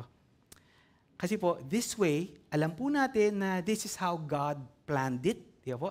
Ito ang disenyo ng Diyos mula pa sa simula. Yung ganitong kaayusan. Ito po ay perpekto, ito po ay itinakda ng Diyos, ito po ay disenyo ng perpektong Diyos na hindi kailanman nagkakamali. Mahalaga po yan. Ikalawa, ang lalaki ay ang ulo ng babae sa mga tuntunin ng mga tungkulin, ngunit patag ang lupa sa paanan ng krus. Man is the head of woman in terms of roles po, tungkulin, but the ground is level at the cross. Ang prinsipyo dito ay ang pagkakapantay-pantay na hindi napapawalang bisa ng pamumuno. Ang prioridad at kaayusan ay hindi nagpapahiwatig ng kababaan. Tandaan po natin yan. Alam po natin ito. Tandaan din po natin, ang lalaki ay hindi superior sa babae. Ang babae ay hindi din mas nakabababa sa lalaki. Pagdating sa kaligtasan, sabi po sa Galatians 3:28, walang pagkakaiba sa Hudyo at sa Griego, walang alipin o malayaman, walang lalaki o babae sapagkat iisa kayong lahat kay Kristo Jesus. Galatians 3:28. Sa panghuli na po, at dito na po tayo talaga magtatapos. At sasagutin na rin po natin yung ating huling tanong. No? How do we apply this to our situation today? Paano po natin apply sa ating kultura, sa ating sitwasyon ngayon? Ngunit po, siguro po, bago natin ito maisabuhay at dapat po mas maging malinaw muna sa atin kung sino si Jesus sa ating buhay. Maaring nandito ka ngayon, ngunit hindi mo tunay na kilala at kinikilala ang Diyos na ating sinasamba. Si Jesucristo na nag-alay ng kanyang buhay sa krus upang ikaw at ako ay maligtas. Darating ang panahon sa kanyang pagbabalik, sa pagbabalik ni Jesus, luluhod ang bawat tuhod sa langit at sa ibabaw ng lupa at ang lahat ay magpapahayag na si Jesucristo ay Panginoon. Ayon po yan sa Biblia, ito po ay totoo, ito po ay tiyak. Kaibigan, oras na para kilalanin mo si Jesus bilang Diyos at tagapagligtas. Narito ngayon ang araw ng kaligtasan. Para naman po sa atin po dito sa GFC na mananampalataya na po, paano natin ma-apply yung passage po sa ating sitwasyon, sa ating buhay ngayon? Totoo na pong huling punta na po at dito na po tayo matatapos. Ikatlo. Ang takip na po. Ang takip sa ibabaw ng ulo ng babae ay mahalaga, ngunit ang pinakamahalaga ay kung ano ang nasa loob ng kanyang ulo. Hindi po yung takip, ano po yung nasa likuran at nasa loob ng ulo. Yan po. No, it's not what is on the head, but what is in the head. Ano po? Kaya nga po yung title natin, takip or not takip. That is not the question. Yan po. Kasi po, maari po tayong sumunod outwardly. Yan po. Sa panglabas, maari po tayong magmukhang magara. Sunday best. Yan po.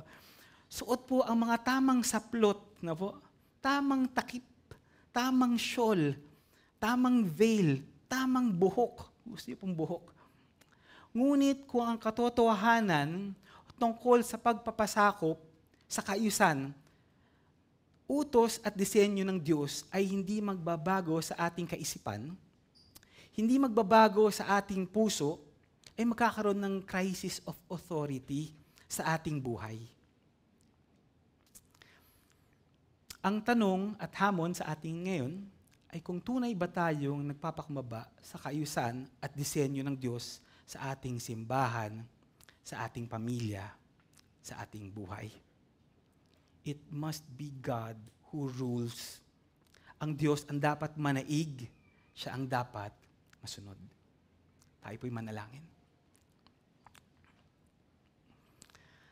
Panginoon, nawa po ay maging totoo ang lahat ng aming natutunan ngayon sa aming buhay. Natunay na mabago ang aming isip at puso ayon sa inyong salita, ayon sa inyong disenyo, ayon sa inyong kaayusan na inyong itinakda mula pa sa paglikha. Panginoon, baguhin at hubugin niyo po kami, Diyos na banal na Espiritu, tungo sa pagiging katulad at wangis ni Kristo. Amen.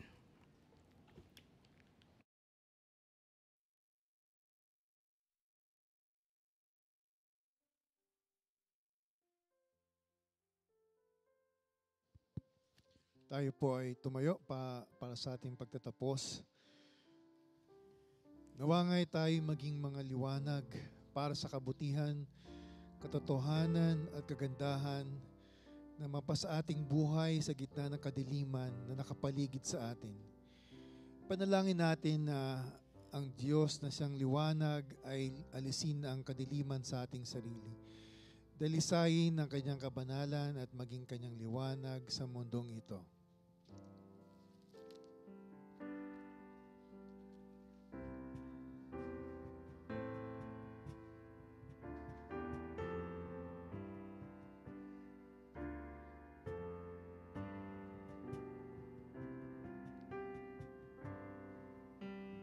Light of God, come dwell within your people as in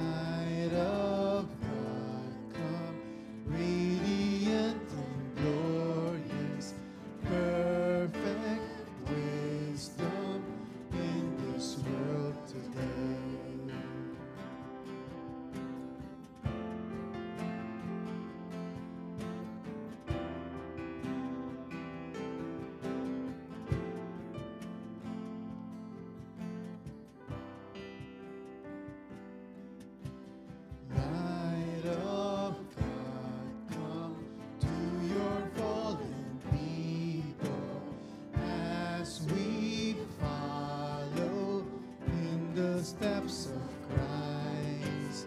May your fragrance beautify your people as we mirror your Creator's light. Holy Spirit, break through our darkness. Holy Spirit, breathe to our lives. Light of God, come, radiant and glorious, perfect wisdom in this world today.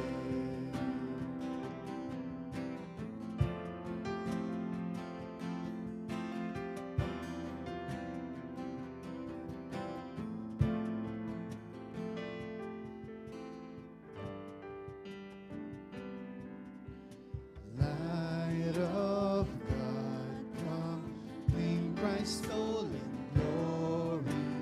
Burn the shadows with the flame of truth.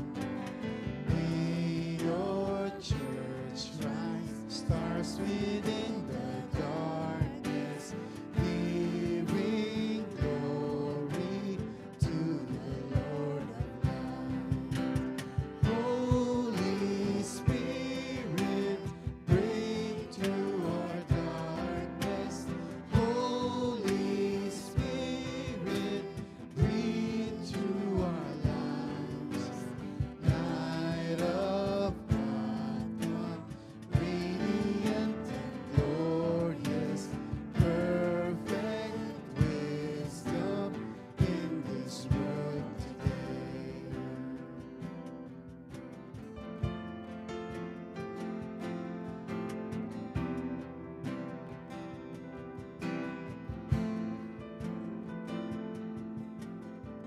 Let's sing our last verse, Light Divine. Light divine, come, Father of all beauty, Son of goodness, Spirit of all truth. Move us, use us, people of your vision, as we wait for our eternity. Holy Spirit, break through our darkness. Holy Spirit, break through our lives. Light of God, come, radiant and glorious, perfect wisdom in this world today.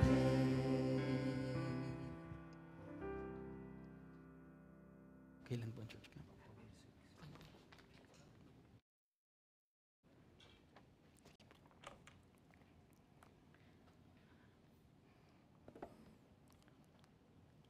Konting announcements lang po bago tayo sa ating pagtatapos po. Ayan. Ano po, una po sa PDF po, this Thursday, September 19, ano po, the study and on the life and times of David, dito po.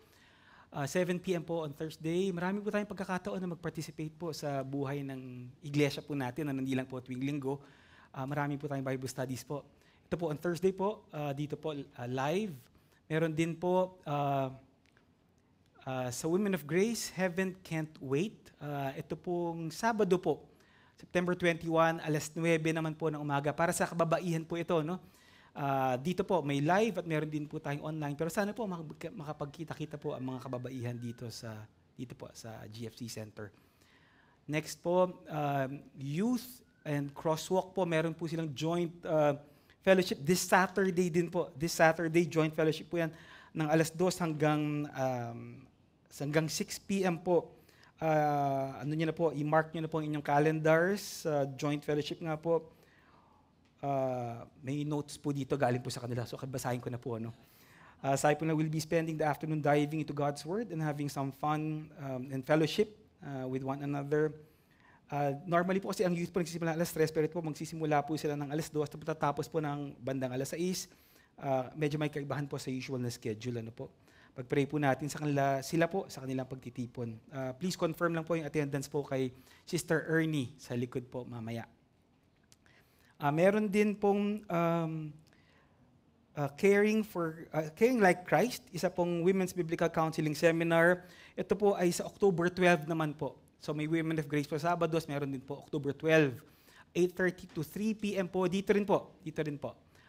So pakimarka po sa inyong mga calendars. Pero ito po ay bukas lang po sa mga kababaihan, number 1, at ikalawa sa mga members lang po ng ating iglesia, ng GFC po. Meron pa po ba? Church camp po. Huling paalala, ang church camp po natin ay sa October 31. Kung hindi pa po kayo nakapag-register, hanggang November 2 po ito. Kung hindi pa po kayo nakapag-register, maaari lang pong lumapit po kay Sister Ayan o Sister Ernie po sa likuran po mamaya. Meron pa po, Right Hand of Fellowship. Meron po tayong pagtitipon po, magkasama English, Tagalog, tayong lahat po bilang isang iglesia on October 6. After the Tagalog service, mga subandang alas 3, medyo overtime pala po tayo. Alas 3 po, haba po ng passage. Sa ating pong pagtatapos, ito po ang ating benediction passage galing po sa 1 Thessalonians 5, 23 to 24. Nawa ang Diyos ng kapayapaan ang siyang magpabanal sa lahat sa inyo, naway manatiling walang kapintasan ang buo ninyong katauhan, ang inyong espiritu, kaluluwa at katawan hanggang sa pagdating ng ating Panginoong Hesukristo. Tapat ang tumawag sa inyo at gagawin niya ang mga ito. God bless po.